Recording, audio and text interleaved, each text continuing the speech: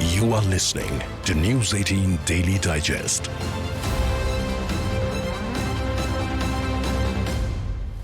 Good morning, everyone. It's Tuesday, 15 July 2025, and you're tuned into the Daily Digest podcast by India's biggest news network. So let's dive into the top stories from India and the world. India's aviation regulator, DGCA, has ordered inspections of all Indian-registered aircraft. This comes 7 years after the US Federal Aviation Administration flagged a fuel control switch locking system failure risk in Boeing and McDonnell Douglas models. Now, what's raising eyebrows is that why did DGCA treat the issue as non-mandatory for so long? India's Group Captain Shubhanshu Shukla and his Axiom 4 crewmates have undocked from the International Space Station, and here's the live commentary. The crew is now going to start doffing or removing their spacesuits and getting settled in for their 22.5-hour journey back to Earth, again with that splashdown targeted for tomorrow morning, July 15th, off the coast of California. And as a reminder, just like during its approach to the International Space Station, Dragon's departure in deorbit is designed to be fully autonomous, requiring no action from the crew on board. However, unlike Dragon's arrival, there are no hold points during the departure sequence. Therefore, it takes a lot less time to leave the vicinity of the space station than to arrive. So we just had confirmation of that second departure burn being completed, and that is the second in a series of 4. However, it's the only one that was left within the vicinity of the space station. The next departure burn will take place about 45 minutes from now, after Dragon is well on its way back to Earth and outside of the approach ellipsoid. After an 18-day mission, they have begun their 22.5-hour journey home aboard the Dragon Grey spacecraft. The fully autonomous descent, live-streamed by NASA, will end with splashdown off the California coast at 3:01 p.m. IST on Tuesday. A recovery ship is already on standby. For India, this moment holds historic significance. Group Captain Shukla is not just part of Axiom's commercial space venture, but also represents India's growing space ambitions, aligning with ISRO's larger manned mission goals. At the SCO Summit, External Affairs Minister S. Jaishankar underscored that combating terrorism is the grouping's core objective. On India-China ties, Jaishankar noted progress in reducing border friction, but stressed de-escalation remains essential to restoring full trust.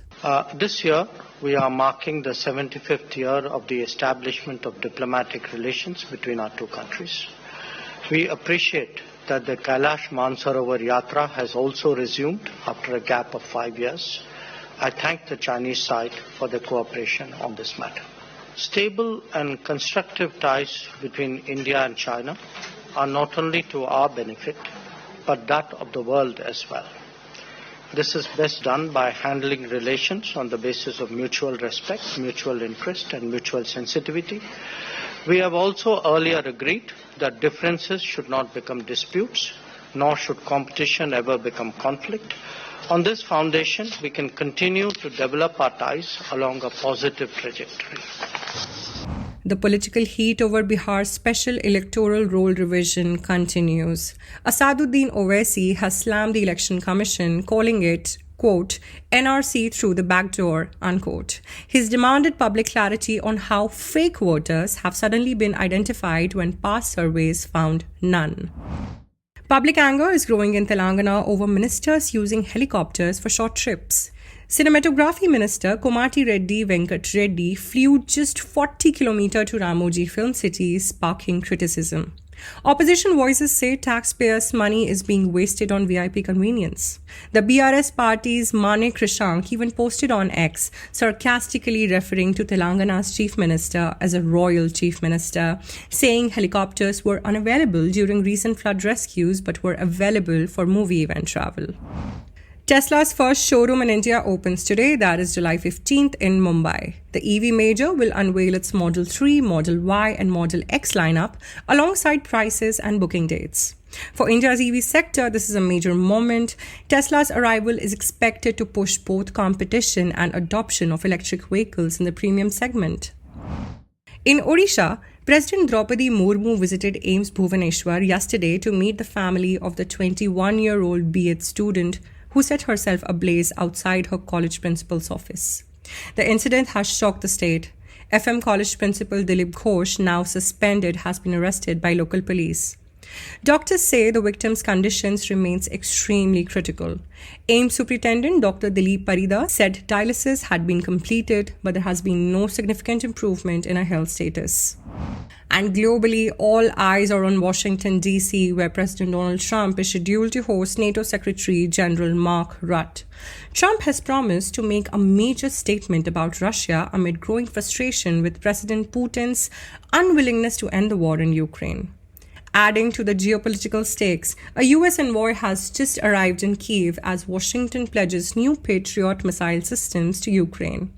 Meanwhile, Trump is also set to attend a White House Faith Office luncheon, which is a symbolic reminder of his ongoing appeal to conservative religious groups. Lastly, a few quick updates and political alerts for the day. Congress State Chief Harshvardhan Sakpal will address the Me Marathi and We Indian program at Mira Road today. Andhra Pradesh Chief Minister Chandrababu Naidu is in Delhi from July 15 to 16. Shashikant Shinde takes over as the new NCP SP faction Maharashtra chief today. The AICC Backward Classes Advisory Committee begins a 2-day meet in Bengaluru today at 5 p.m. Karnataka's Kali Temple controversy has reached court. Trustees have moved the High Court seeking urgent hearing against the government's temple takeover. Sonia Gandhi has called a strategic group meeting of Congress MPs to finalize the party's strategy in the parliament. And President Murmu will grace the 13th annual convocation of Ravenshaw University in Cuttack and lay the foundation stone for the redevelopment of Ravenshaw Girls High School buildings. These were the top headlines for 15 July. We'll be back tomorrow with more stories that matter from India and the world. Until then, stay informed and stay curious. You are listening to News 18 Daily Digest.